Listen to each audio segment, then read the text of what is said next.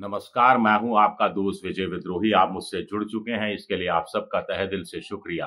और अगले 7-8 मिनट में आपसे जुड़े रहने की कोशिश करूं। तो मोटे तौर पर महाराष्ट्र की लोगों से बात करो तो लोग कहते हैं कि कड़ा मुकाबला है, कठिन मुकाबला है, कौन जीतेगा ये कहना मुश्किल है। लेकिन एक बात पक्की है, पक्की ये बात है कि महाविकास अघाड़ी को एज है आज की तारीख में।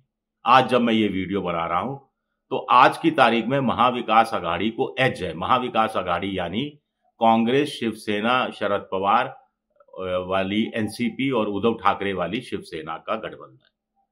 अब कितना एज है? एज का मतलब क्या होता है? 288 की विधानसभा है, 145 आपको बहुमत के लिए चाहिए।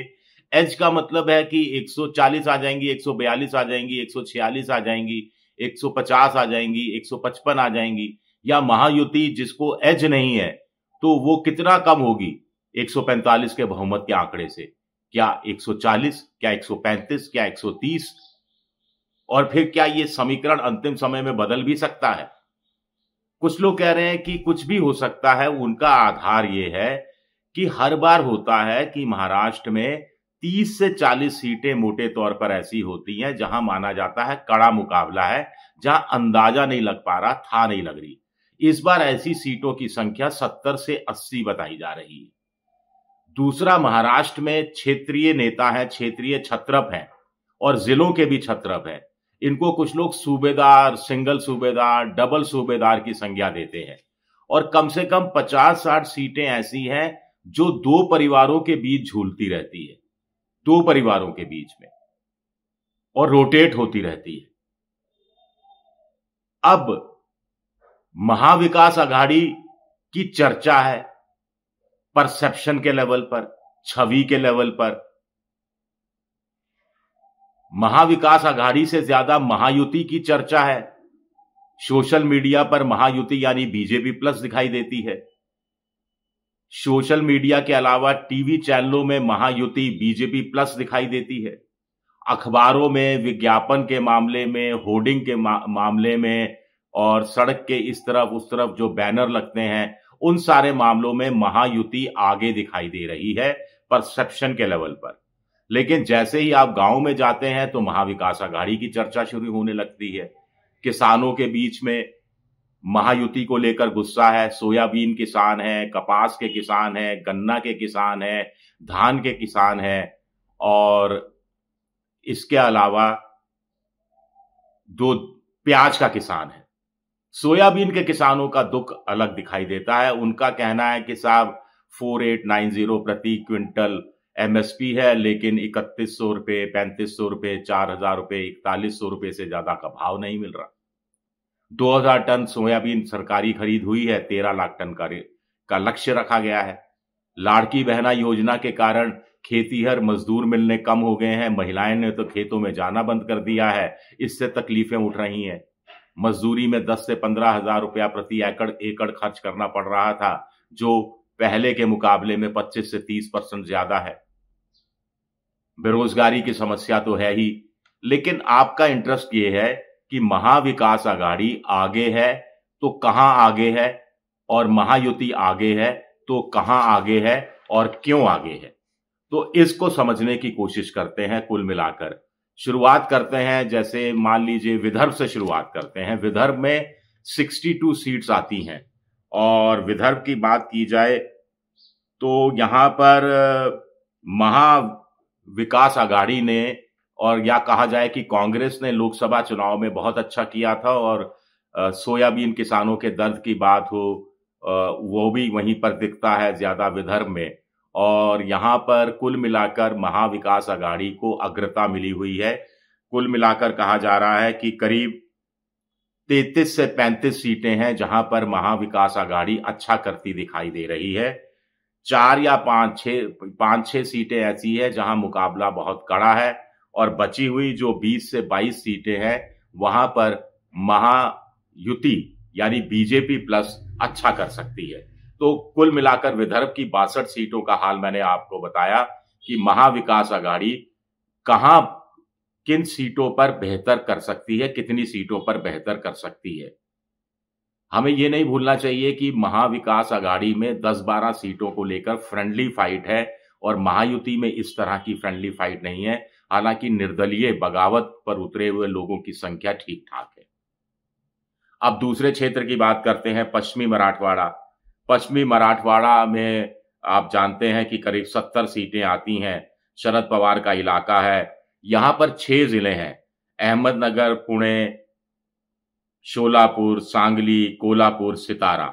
और इसमें से 6 जिलों में आप देखिए कि अहमदनगर और पुणे, ये दोनों ऐसे जहां इलाके हैं जहां पर करीब 30-32 सीटें विधानसभा की आती हैं और यहां पर मुकाबला कड़ा है, बहुत कड़ा मुकाबला है यहां पर दोनों जगह। और परंपरागत रूप से यानी पिछले 15-20 सालों में भी इन अहमदनगर और पुणे ने एक तरफा मतदान नहीं किया है।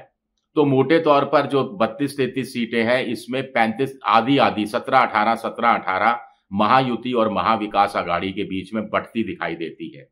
लेकिन इस इलाके की, पश्चिमी मराठवाड़ा में शरद पवार का इलाका है, आप जानते हैं, सितारा, शोलापुर, सांगली और कोल्हापुर, ये जो 4 जिले हैं जिसमें 30-32 सीटें बची हुई आती हैं, उसमें महाविकास आघाड़ी काफी पिछड़ती दिखाई दे रही है। महाविकास आघाड़ी आगे बढ़त बनाए हुए दिखाई दे रही है, महायुति पिछड़ती दिखाई दे रही है।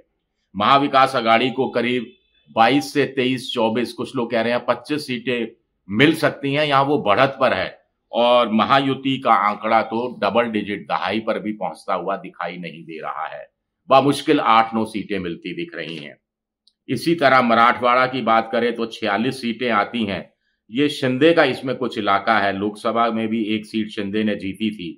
लेकिन मोटे तौर पर 60-40 है, यहां पर मुकाबला कड़ा है, लेकिन 60-40 महाविकास आघाड़ी के पक्ष में है। यानी 46 में से 27-28 सीटें कहा जा रहा है कि महाविकास आघाड़ी की बढ़त बनी हुई है और बाकी की बची हुई जो 20-22 सीटें हैं वहां पर महायुति की बढ़त है। मुंबई की 36 सीटें की बात करें तो मुंबई में एक दिलचस्प मुकाबला है। मुंबई में देखिए मोटे तौर पर कांग्रेस और संयुक्त शिवसेना के बीच में मुकाबला होता रहा। संयुक्त शिवसेना खत्म हो गई तो उद्धव ठाकरे की शिवसेना आ गई। अब यहां पर एक परंपरागत जो सीटों का बंटवारा होता रहा और अब वो गठबंधन की एक साथी बन गई हैं, तो इनका प्रभाव बहुत ज्यादा हो गया है। मामू फैक्टर है, मामू यानी मुसलमान और मराठा, ये फैक्टर अपनी जगह काम कर रहा है। एकनाथ शिंदे सिमटे हुए हैं पॉकेट्स में, 3-4 सीटों पर एकनाथ शिंदे 36 की सीटों में से सिमटे हुए हैं और 10-12 सीटों पर महायुति यानी बीजेपी अच्छा करती हुई दिखाई दे रही है। जो गुजरात की जनता का प्रभावित इलाका है, या कुछ ऐसे कैंडिडेट हैं जो राम कदम है या शेलार ब्रदर्स हैं जो अच्छा पैसा भी खर्चते हैं, कॉन्स्टिट्यूंसी का भी ध्यान रखते हैं। फिर यहाँ पे मनसे फैक्टर भी है। राज ठाकरे एकनाथ शिंदे से नाराज हैं और ये नाराजगी महायुति पर भारी पड़ सकती है। उनका कार्यकर्ता कुछ जगह एक उद्धव ठाकरे की शिवसेना कांग्रेस का साथ भी दे सकता है, इस तरह की खबरें आ रही हैं।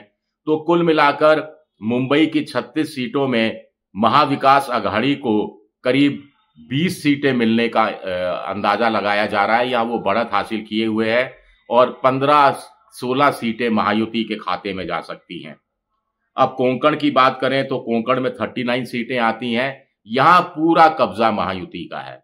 यहां पर कुल मिलाकर देखिए थाने, पालघर, रायगढ़, रत्नागिरी, सिंधुगढ़, ये जो जिले आते हैं, थाने और पालघर कहीं मोटे तौर पर अर्बन डिस्ट्रिक्ट है, तो यहां 39 सीटों में करीब 25-26 सीटें पर महायुति बढ़त बनाए हुए है और बाकी की बची हुई 13-14 सीटें महायुति महाविकास आघाड़ी के खाते में जाने की बात कही जा रही है, या बढ़त बनाए हुए है मोटे तौर पे कहा जाए तो। कोंकण, एमएमआर, थाने का इलाका 39 सीटें महायुति का पूरा असर। इसी तरह जो उत्तरी महाराष्ट्र है 35 सीटें आती हैं। इसमें नंदुरबार है, नासिक है, धुले है, जलगांव है। यहां पर 50-50%, यहां भी मुकाबला बड़ा कड़ा है। थोड़ा सा एज कुछ लोग यहां पर महायुति को दे रहे हैं। उनका कहना है कि 35 में से संभव है कि 19 या हो सकता है 20 सीटें महायुति की बढ़त है इस समय और बाकी की बची हुई 15-16 सीटों पर महाविकास आघाड़ी की बढ़त है। नंदूरबार में पिछली बार लोकसभा चुनाव में प्रियंका गांधी की सभा ने माहौल बदला था, यहां पर इस बार शरद पवार की सभाओं का इंतजार हो रहा है, तो यहां चीजें कुछ पलट भी सकती हैं। शुक्रिया मेरा ये वीडियो देखने के लिए। पसंद आए तो लाइक कीजिए, सब्सक्राइब कीजिए, शेयर जरूर कीजिए।